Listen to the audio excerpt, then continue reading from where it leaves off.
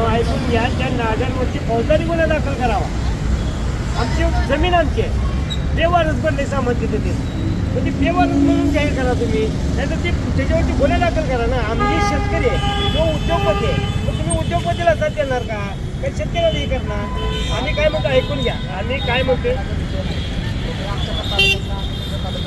बरोबर आहे. नाही ना, आम्ही नाही करणार. आम्ही हे बघा, आम्ही त्याच्यावरती हे बघा, ह्या शेतकऱ्याला आम्ही सोडून दिले. महसूल खातं कशासाठी आहे? आम्ही म्हणतोय महसूल खातं कशासाठी आम्हाला सांगा. महाराष्ट्र एनर्जी डेव्हलपमेंट अथॉरिटी जी आहे त्या अथॉरिटीला आम्ही पत्रव्यवहार करतो. त्यांच्या अखत्यारीत जे विषय येतात त्यानुसार त्यांनी त्याच्यामध्ये निर्णय घेतील. आम्ही त्या वरिष्ठ कार्यालयाला पण कळवतो. तुमच्या भावना तुमच्या ह्याच्याशी सहमत आहेच. आम्ही लक्षात घ्या, तुमच्या ह्याच्याशी सहमत आहे, या सगळ्या गोष्टी आम्हाला मान्य आहेत. पण आमच्या अखत्यारीत असणाऱ्या विषयानुसारच आम्ही त्याच्यावर कारवाई करतो. म्हणून आम्ही त्या तालुक्यातलं प्रतिनिधी म्हणून आम्ही त्या मेढाला पत्रव्यवहार करतो, कलेक्टर ऑफिसला पत्रव्यवहार करतो. ह्या तुमच्या ज्या भावना आहेत सगळ्यात आम्ही त्या सगळ्यांपर्यंत पोहोचवतो. त्यातून काही मार्ग निघतो ह्या पद्धतीनं आपण बघूया. त्यांनी केलेली आमच्यावर करार केलाय ना.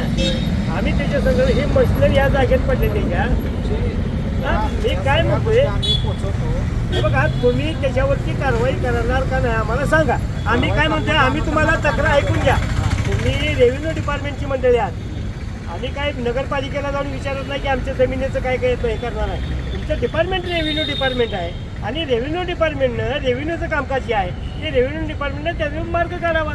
आम्ही काय सांगतोय, आम्ही हजारे साहेब डेव्हलपमेंट अथॉरिटी जी आहे त्या अथॉरिटीला तुम्ही का फौजदारी गुन्हा दाखल करत नाही? आमच्या जमिनीमध्ये बेवारस पडले तर आम्ही पोटाला खायचं काय?